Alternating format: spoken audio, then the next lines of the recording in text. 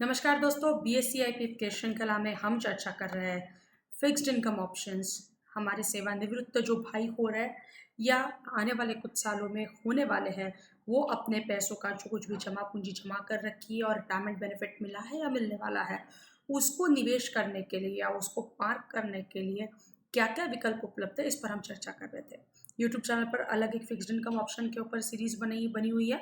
वहाँ पर जाकर आप ये सारे वीडियोस देख सकते हैं, क्योंकि इसके पहले हमने सीनियर सिटीजन सेविंग स्कीम हो, फिर आयुर्वेद सेविंग बॉन्ड्स हो या प्रधानमंत्री वंदना व्यय योजना हो, पोस्ट ऑफिस की मंथली इनकम स्कीम हो, अलग अलग विषयों पर चर्चा करी है। सो ये कोई स्कीम का लॉक इन पीरियड किसी को भाता नहीं, कोई स्कीम का इंटरेस्ट रेट किसी को भाता नहीं, कोई स्कीम का जो कैपिंग रहेगा वो किसी को भाता नहीं। सो अलग अलग विषयों, अलग अलग स्कीम के अलग अलग पहलू होते हैं। सो जब हम कोई भी सामान्य निवेशक हर एक छोटी स्कीम के बारे में विस्तृत जानकारी प्राप्त कर जाता है, तो हमारे लिए कौन सी स्कीम फायदेमंद है और कौन सी स्कीम में जाना चाहिए, इसका निर्णय वो सही समय पर ले पाता है। इसीलिए बीएससी आईपीएफ और सेबी ने ये पहल उठाई है और ये सारे सत्र आप तक लेकर आ रहे हैं, ताकि हर छोटे विषय के बारे में इन्वेस्टर, निवेशक जाने और वो ताकतवर बने, वो जानकारी के साथ ताकतवर बने। ऐसी ही एक स्कीम के बारे में आज हम चर्चा करेंगे, वो है टैक्स फ्री बॉन्ड्स। ये क्या होते हैं, इस पर अक्सर चर्चा होती है, इस पर अक्सर सवाल पूछे जाते हैं, इस पर सवाल भी पूछे कि टैक्स फ्री बॉन्ड्स क्या है। हम आज उसके बारे में जानेंगे। ये टैक्स फ्री बॉन्ड क्या है, आइए जानने का प्रयास करते हैं। टैक्स फ्री बॉन्ड ये एक फिक्स्ड कूपन बेरिंग इंस्ट्रूमेंट है। अब कूपन क्या है या फिक्स्ड इनकम क्या है, यूट्यूब चैनल पर अलग एक डेट के ऊपर सीरीज बनी है, वहाँ जाकर आप समझ सकते हैं। लेकिन समझने के लिए यदि यहाँ पर लिखा है कि 7 to 9% कूपन रेट, मतलब 7 to 9% मिलेगा 100 के ऊपर 7 से 9। लेकिन ऑलरेडी उस पेपर की कीमत यदि 106, 107 हो चुकी है, 105 हो चुकी है, तो उसके ऊपर 7%, मतलब वो 4-5, 5.5% तक का ब्याज आएगा। सो ये फिक्स्ड कूपन बेयरिंग इंस्ट्रूमेंट है। फिक्स्ड कूपन के बारे में एक बार थोड़ा सा समझ लेवे।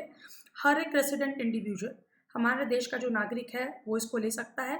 इसको ऑफर कौन करता है? जैसे post office monthly income scheme को पोस्ट ऑफिस, या फिर आरबीआई सेविंग बॉन्ड्स को आरबीआई, प्रधानमंत्री वंदना व्यय योजना को एलआईसी, वैसे ही इसको public sector undertaking PSU companies जो है वो इसको ऑफर करती है। अलग अलग कंपनीज ऑफर करेगी। 10 साल, 15 साल, 20 साल at a time of insurance इसका पीरियड होगा। कितने साल होगा, कब मैच्योर होना है, वो एक बार देखकर निवेश कर लेवे।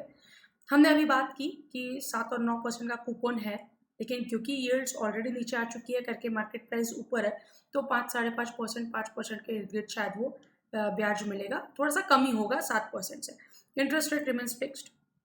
उसके बाद एनुअल जो ब्याज रहेगा वो एनुअल मिलेगा। इंटरेस्ट इनकम जो रहेगा इज अ टैक्स फ्री। ये सबसे इंपॉर्टेंट चीज़, क्योंकि ड्यूरेशन ज़्यादा है। इसके पहले हमने देखा कि इंटरेस्ट इनकम बहुत बार उस पर टैक्स लगता है, लेकिन यहाँ पर interest income is tax free. No deduction for invested capital allowed, केवल सीनियर सिटीजन सेविंग स्कीम में अलाउड था, उसके बाद कहीं पर अलाउड नहीं है। और no TDS applicable. Up to 10 lakh for the retail investor इसमें निवेश कर सकता है। ये स्टॉक मार्केट में लिस्ट होता है, can be sold on stock exchanges.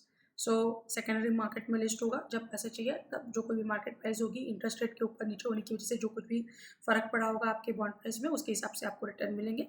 Currently available only in secondary market, नए इशू नहीं हो रहे, सेकेंडरी मार्केट में ही है। और investors can substitute tax free bonds FD से बेहतर ये बॉन्ड्स माने जाते हैं, क्योंकि इसका जो इंटरेस्ट रहेगा वो एफडी से टैक्स काटने के बाद भी ज़्यादा ही पकड़ा जाएगा, क्योंकि इसके इंटरेस्ट पर टैक्स नहीं है।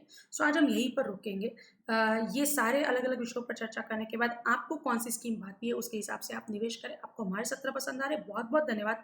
कमेंट सेक्शन में अपना नाम और ईमेल एड्रेस लिखना मत भूलिएगा, और यही विषय इंग्लिश और मराठी में भी उपलब्ध है। यूट्यूब चैनल पर जाकर आप जरूर देख सकते हैं। बहुत बहुत धन्यवाद। चैनल पर ऐसे ही स्नेह और प्यार बरसाते रहिए। धन्यवाद।